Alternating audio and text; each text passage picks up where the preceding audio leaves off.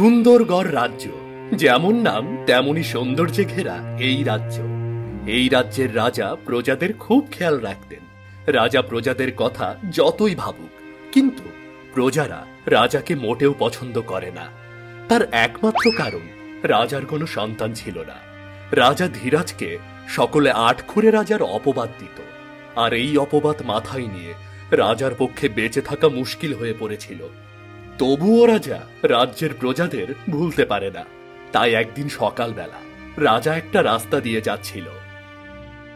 আজ কি দেখে সকাল সকাল ঘুম থেকে উঠেছি, বেরোতে না বেরোতে এই অপয়ের মুখটা দেখতে হচ্ছে। ঠিকই বলেছো কাকা, আজ সারাদিন কি যে অমঙ্গল আছে কপালে কে জানে। এই আটকুড়ে রাজার মুখ দেখলে তো অমঙ্গল ছাড়া কিছু ঘটে না।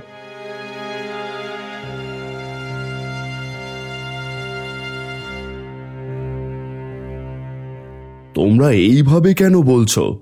আমার সন্তান নেই বলে কি আমি তোমাদের কম ভালোবাসি? আমি তোমাদের জন্য কি না করেছি? তবুও তোমরা। মহারাজ, আমাদের পথ ছাড়ুন, আমাদের যেতে দিন। আমরা আপনার মুখ দেখতে চাই না। আপনার মুখ দেখলে আমাদের অমঙ্গল হবে। পথ ছাড়ুন, ছাড়ুন বলছি।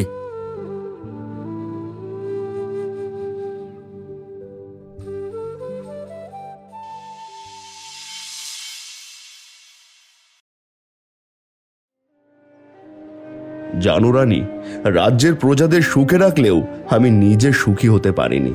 কারণ আমার সন্তান নেই বলে সবাই আমাকে আটকুড়ে রাজা বলে। কেউ আমার মুখ পর্যন্ত দেখতে চায় না। মহারাজ, এর জন্য আমিই দায়ী। এত বছর হয়ে গেল আমি আপনাকে কোনো সন্তান দিতে পারিনি। আমার জন্য কত অপমান আপনাকে সহ্য করতে হয়। না রানী, এমন কথা বলো না। সন্তান দেওয়া না দেওয়া সবই ওপরওয়ালার ইচ্ছে। এর জন্য তুমি কেন নিজেকে দোষারোপ করছো? সবই ভাগ্য।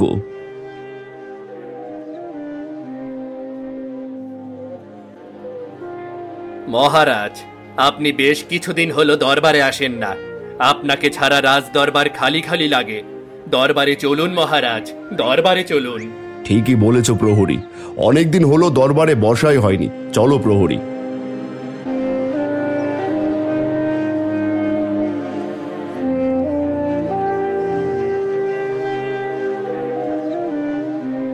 জয় হোক মহারাজের, জয় হোক। জয় হোক মহারাজ, আপনি দরবারে না আসায় আপনাকে বলতে পারিনি, রাজ্যে কিছু গরিব প্রজা রয়েছে যারা খাদ্যের অভাবে অনাহারে রয়েছে। কি বলছেন মন্ত্রী? আমার রাজ্যের প্রজা অনাহারে রয়েছে আর আমি? না না না মন্ত্রী, আমি এটা হতে দেব না। আমরা গিয়েছিলাম সাহায্য করতে, কিন্তু মহারাজ। কিন্তু কি মন্ত্রী? আমি নিজে যাব সেখানে। চলুন আমার সাথে। মহারাজ, আমার কথাটা আগে শুনুন। না, আমি আর কিছু শুনতে চাই না। চলুন আমার সাথে।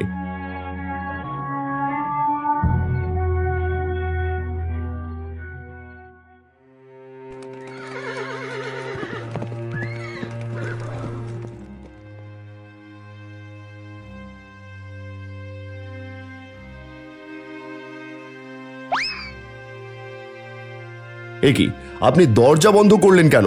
খুলুন দরজাটা, বাইরে আসুন। আপনি এখানে কেন আইছেন? চলে যান আপনি। আমি আপনাদের সাহায্য করতে এসেছি, একটু বাইরে আসুন।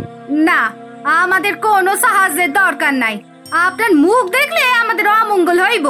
এমন রাজার মুখ দেখার চাইতে না খেয়ে মরা অনেক ভালো। আপনি চলে যান। মহারাজ, আপনি ফিরে চলুন। আমি আপনাকে এত অপমানিত হতে দেখতে পারবো না।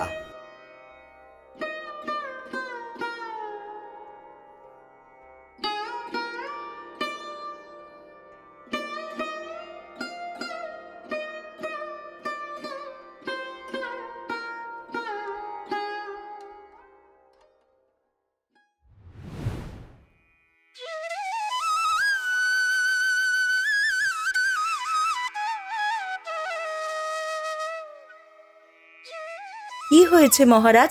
আপনাকে এমন কেন দেখাচ্ছে? কিছু না রানী, সবই আমার ভাগ্য। কি করব বলো? প্রজারা তো ঠিকই বলে আমার মুখ দেখলে অমঙ্গল হবে। না না মহারাজ, এমন কথা বলবেন না। সাধারণ প্রজারা না বুঝে এমনটা বলেছে। আপনি কিছু মনে করবেন না। দেখবেন একদিন সব কিছু ঠিক হয়ে যাবে। তাই যেন হয় রানী, না হলে আমার এই রাজ্য রাজত্ব সবকিছুই যে মূল্যহীন হয়ে যাবে। রাজ্য পরিচালনার জন্য আর কেউ থাকবে না। দেখতে দেখতে বেশ কয়েকদিন কেটে গেল। রাজ্যে দেখা দিল মহামারী। হঠাৎ অনাবৃষ্টির কারণে ধানের জমি পুড়ে যাচ্ছে, গরিব কৃষকদের গরু ছাগল বিভিন্ন রোগে মারা যাচ্ছে, প্রজারা অসুস্থ হয়ে পড়েছে। এসবের জন্য প্রজারা রাজাকে দায়ী করতে থাকে। তারা মনে করে এসব অমঙ্গল হচ্ছে আটখুরো রাজার জন্য। গ্রামের লোকেরা এক জায়গায় জড়ো হয়ে আলোচনা করে এই রাজাকে নিয়ে। হায় হায় রে, আমার এ কি হয়ে গেল! এখন আমি কি করব? এই সব কিছু হয়েছে ওই আটকুরে রাজার জন্য। জব্বার ভাই, আমার এত সুন্দর ধানের জমিটা পানির অভাবে নষ্ট হয়ে গেল। এবছরে স্ত্রী সন্তান নিয়ে কি খাবো বুঝতে পারছি না। গ্রামে হঠাৎ এরকম মহামারী দেখা দেওয়ার কারণটাই তো বুঝতে পারছি না। কবে যে এই মহামারী দূর হবে? এই সব কিছু হচ্ছে ওই রাজার জন্য। নিঃসন্তান রাজা যতদিন এ রাজ্যে থাকবে ততদিন রাজ্যে অমঙ্গল শেষ হবে না। এর একটা বিহিত করতেই হবে। তাই এখন কি করবে? তোমার কথা শুনে মনে হচ্ছে কিছু করতে চাইছো। ওই আটখুরে রাজার মুখ দেখব না, তাহলে রাজ্যে শান্তি ফিরে আসবে।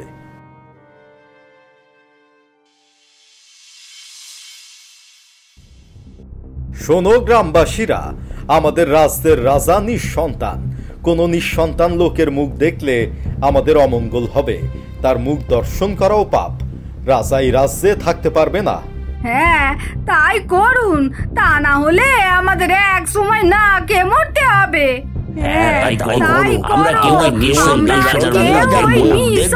রাজার মুখ দেখবো না। ঠিক আছে, তোমরা যে যার বাড়িতে ফিরে যাও, যা করার কাল করব।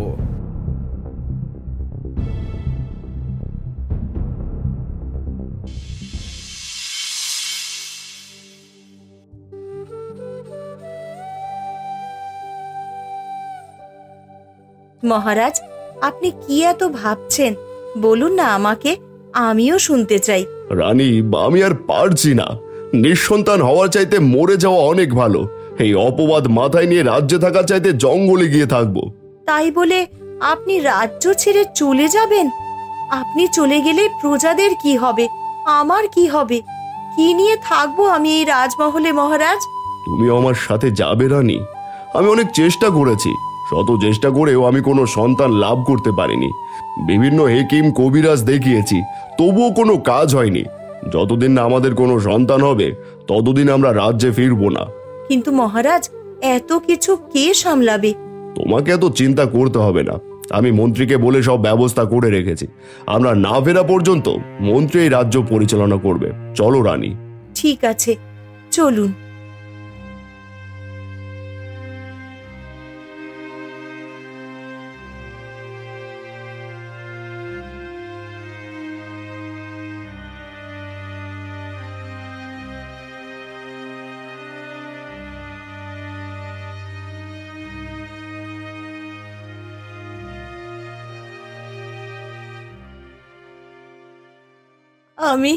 আমি আর হাঁটতে পারছি না মহারাজ।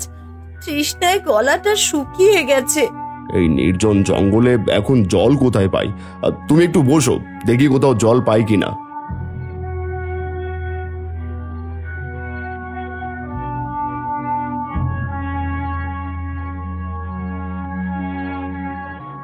কেউ কি আছেন? এই যে শুনছেন, ভেতরে কেউ আছেন? আমাকে একটু জল দিন, আমি খুব বিপদে পড়েছি। আরে কেউ আসছে না কেন? ঘরের ভিতর কি কেউ নেই?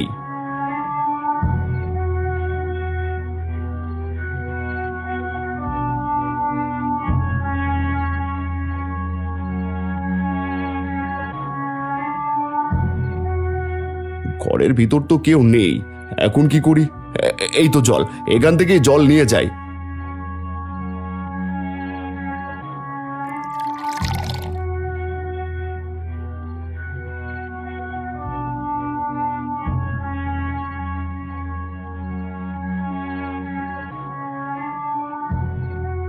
মহারাজ, মহারাজ জল এনেছেন? দিন দিন। হ্যাঁ, এই নাও।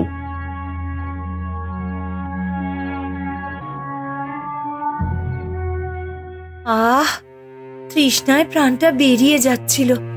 জল পান করে প্রাণ ফিরে পেলাম। এই নির্জন জঙ্গলে আপনি জল কোথায় পেলেন? এই নির্জন জঙ্গলে একটা ছোট্ট কুঁড়ে ঘর আছে, মনে হয় সেখানে কেউ থাকে না। ওখানে চলো, ওই ঘরে আজ থেকে আমরা থাকবো। ঠিক আছে, চলুন।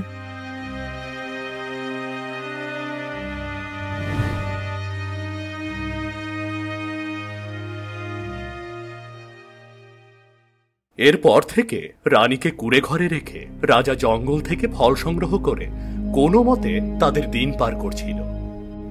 একদিন রাজা জঙ্গলে ফল সংগ্রহ করতে গিয়ে হঠাৎ পথ হারিয়ে ফেলে। এদিকে অনেক সময় অতিবাহিত হওয়ার কারণে রানী অনেক চিন্তায় পড়ে যায়। রাজা জঙ্গলের পথ হারিয়ে শুধু এদিক ওদিক ঘোরাঘুরি করতে থাকে। কি করি, কি করে এখন ঘরে ফিরবো? রানী তো আমার জন্য অপেক্ষা করছে। এই গভীর জঙ্গল থেকে এখন কিভাবে বের হব? বাড়িতে তো রানী মনে হয় অনেক চিন্তায় আছে।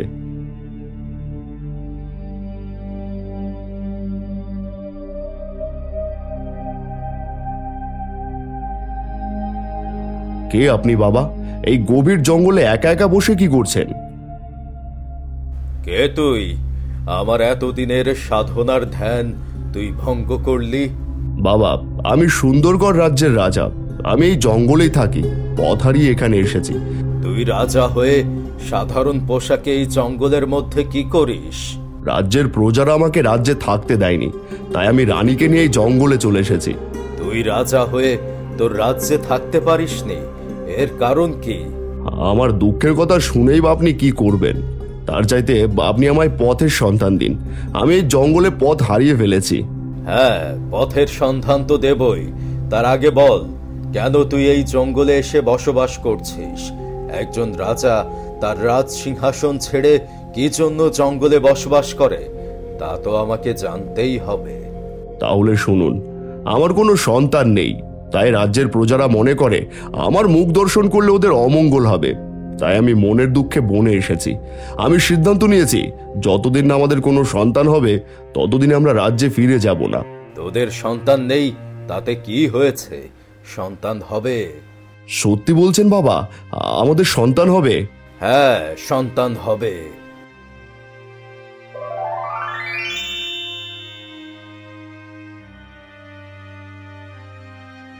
এই নে ফল, এই ফলটা নিয়ে তোর রানীকে খাইয়ে দে। ওপরওয়ালা তোদের সন্তান দিবে।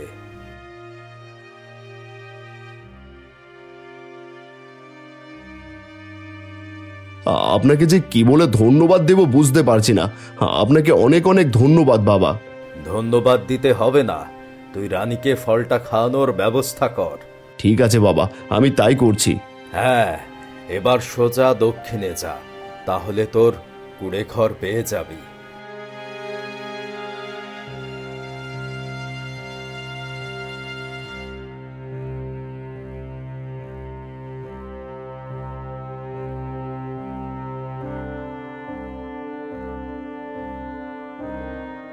এতক্ষণ কোথায় ছিলেন আপনি? আমি আপনার জন্য কখন থেকে অপেক্ষা করছি। আমি ভেবেছি আপনি এই জঙ্গলের মধ্যে হারিয়ে গেছেন। রানী, হারিয়েই গিয়েছিলাম, তবে আজ হারিয়ে না গেলে হয়তো আমরা আর কোনোদিন সন্তানের মুখ দেখতে পারতাম না। হারিয়ে না গেলে সন্তানের মুখ দেখতে পারতাম না? এইসব কি বলছেন আপনি? আর আপনার হাতে একটা ফল কেন? একটা ফল দিয়ে কি হবে? রানী, সব বলছি তোমাকে, চলো আগে ঘরে চলো।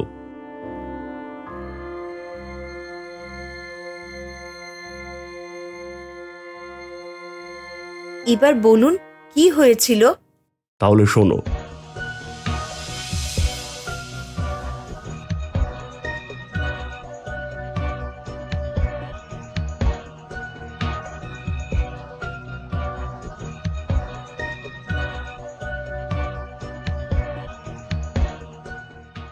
সত্যি বলছেন?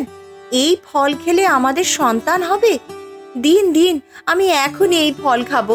এই নাও রানী, তবুও যদি একটা সন্তান উপরওয়ালা আমাদের দেয়।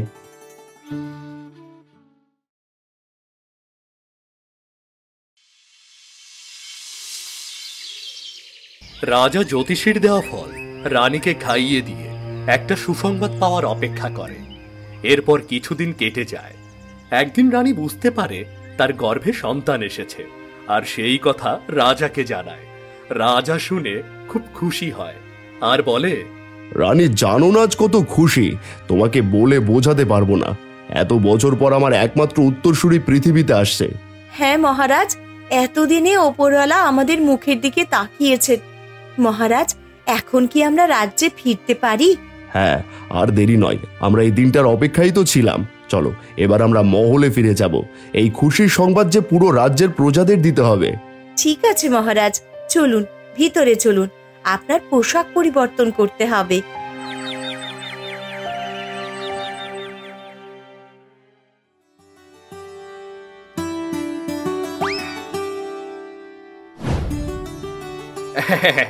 মন্ত্রী মশাই, মহারাজ ফিরে এসেছে। তুমি সত্যি বলছো মহারাজ ফিরে এসেছে? তাহলে কি আমাদের রাজ্যে নতুন মেহমান আসছে? মহারানীকে দেখে তো তাই মনে হলো। আপনি এখনই চলুন। ঠিক আছে, চলো।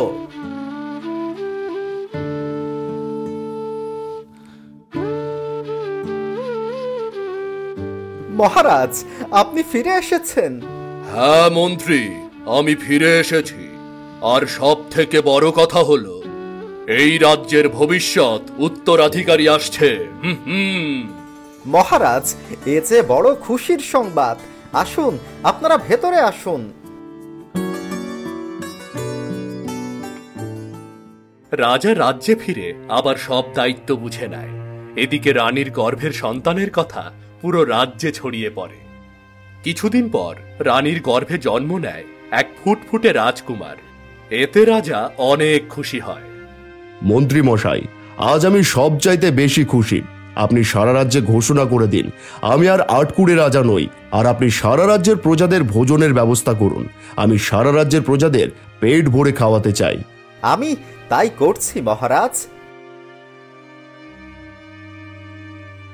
অবশেষে রাজার আটকুড়ে বদনাম চিরতরে মুছে যায়। এরপর থেকে রাজা প্রজাদের সঙ্গে মিলেমিশে সুন্দরভাবে রাজ্য পরিচালনা করতে থাকে। এতে পুরো রাজ্য আবার সুখে শান্তিতে ভরে ওঠে।